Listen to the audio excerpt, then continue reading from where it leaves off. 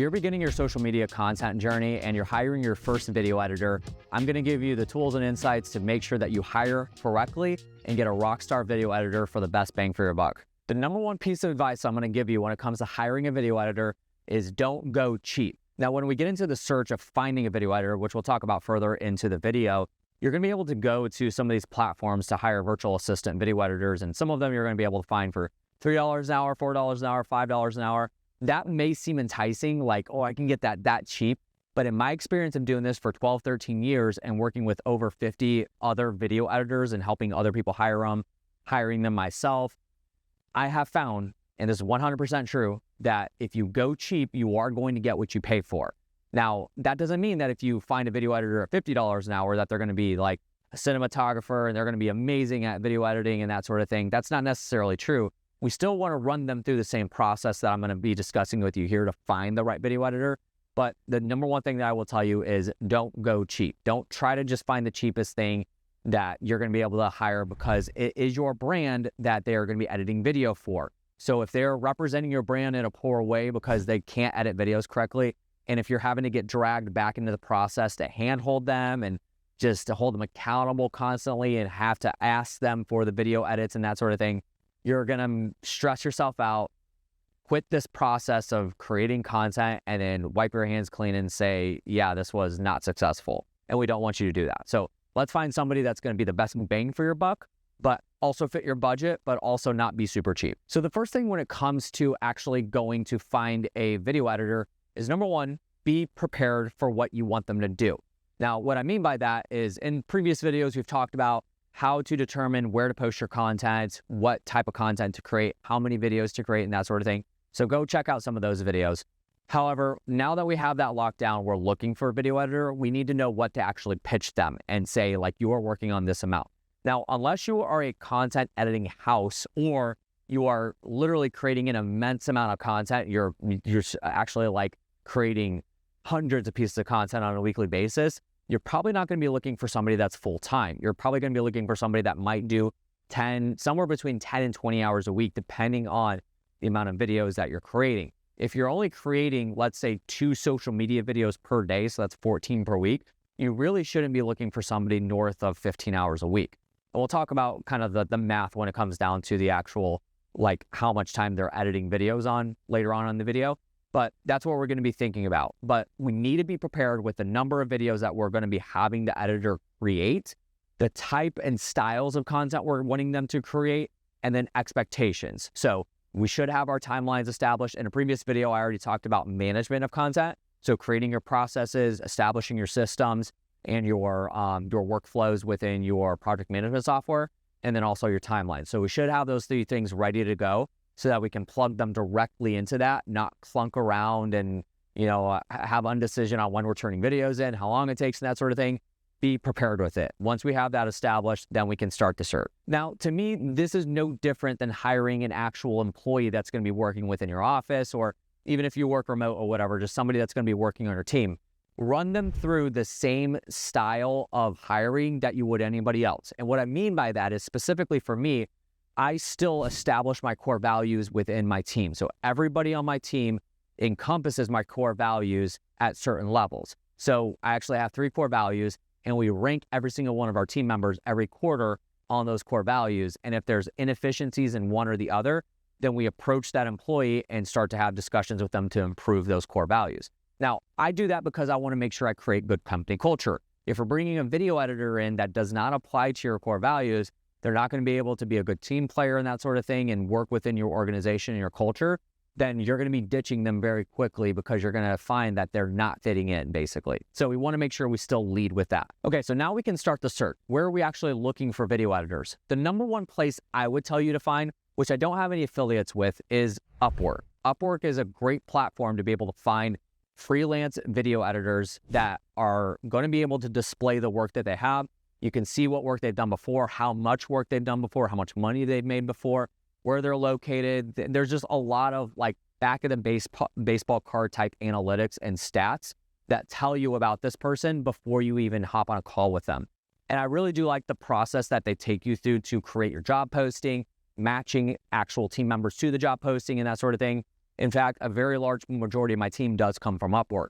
It's great for freelancing, and you're not just going to Fiverr, because this isn't like we're just trying to edit one video, get that done, and then we're not talking to the video editor anymore.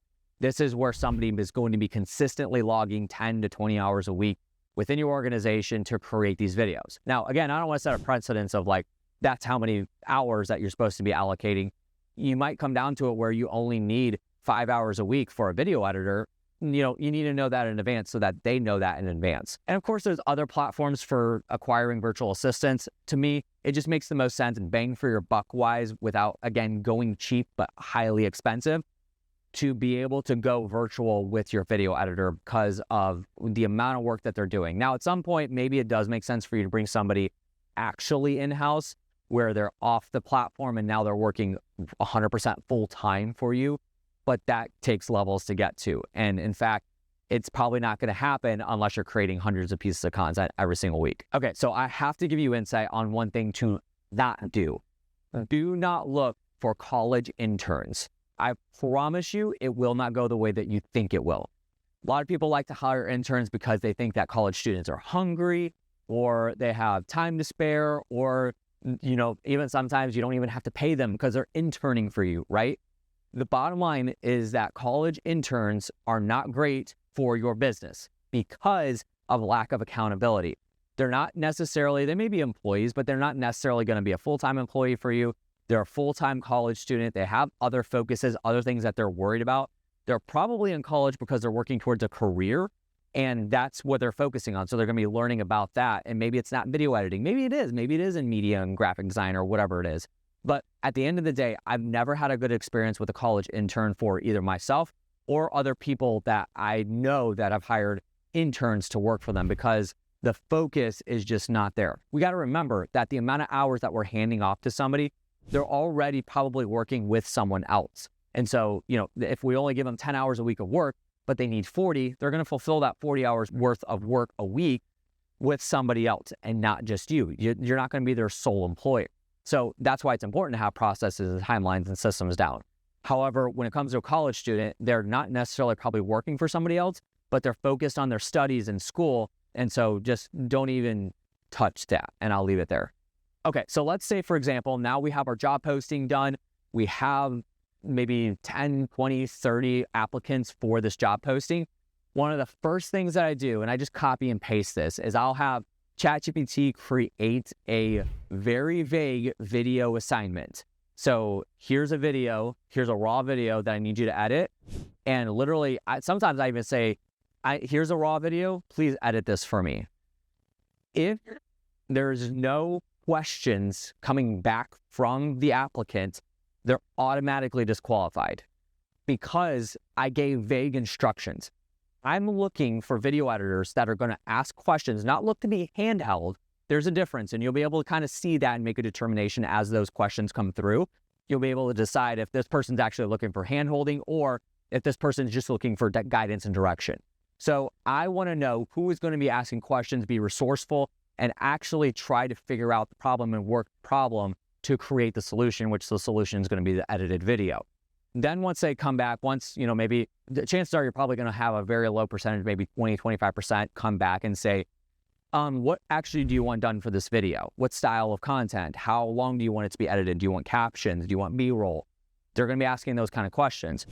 When you have those questions come back, now give them a set of instructions of what you want done and make sure they follow instructions well. So I'd give something very interesting like, make sure to add this in the video, and it's just something that can literally fly under the radar if they're not paying attention. That's going to tell you who actually pays attention and follows instructions well. So that's what we're looking for also. When those come back, you're probably going to have, 20% of that 25%, so an even smaller amount of people that actually follow the instructions well. And then you're going to be able to kind of sift those out. Now start to schedule those one-on-one interviews with them. Make a determination if they fit your core values, if they fit your processes, systems, can establish the timelines that you're working with and that sort of thing. And then we have our winner. Now, one of the things that I really look at too, I look at experience. I want to know what they've done in the past. To me, and the probably 20 employees I've hired in my career that actually work for me directly in my business, I have actually no desire to look at any of their college degrees. I don't care about it. This isn't a rant about college or anything like that, but I have had people that I've seen go to work and actually have college degrees, have zero experience, and they fell on their face immediately and they got fired right away. We don't want to set somebody up for that kind of thing. I want to see what experience you have, what you've done in the past, and does that apply to what I need you to do? College degrees out the door. I don't need to see that. In fact, there's nobody on my team that I know of that I've ever asked if they have a college degree, because I just don't care. The only thing I care about is the work that they've done in the past. So we want to look at that, make sure it matches up with the style of editing that we need, and then you go from there. And then the last thing that I have to add here, let's say we've found our person, we're ready to hire them, they've started. The number one reason why I see video editors fail once they get onboarded with you is they don't get trained. Now, we need to make sure that we're training them on the processes, the systems, the timelines, but also their skill already. Now, obviously, if we're looking to hire a video editor, they probably already have the skill sets that we need. However, we want to make sure that they're applicable to the industry that we're in. They're understanding the lingo, they're understanding context. Invest in them just like you would any other team member that is going to work for you. Whether that is, you create a list of 10 YouTube videos that you want them to watch and report back to you just so they learn something. Just invest constantly in that training and make sure that they are sharp, that every single tool in our toolbox is getting used and it's sharp and staying on point and focused.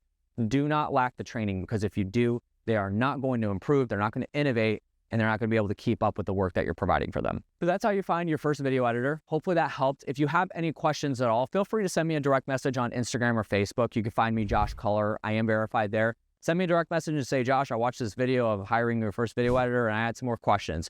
Be happy to hop on a call with you and discuss that more with you, anything from my audiences. So thank you so much for watching. If you enjoyed this video, give it a thumbs up, leave a comment below if you have any further questions and you want me to answer them in the comments, and then also subscribe if you haven't already. Thanks for watching. We'll see you in the next one.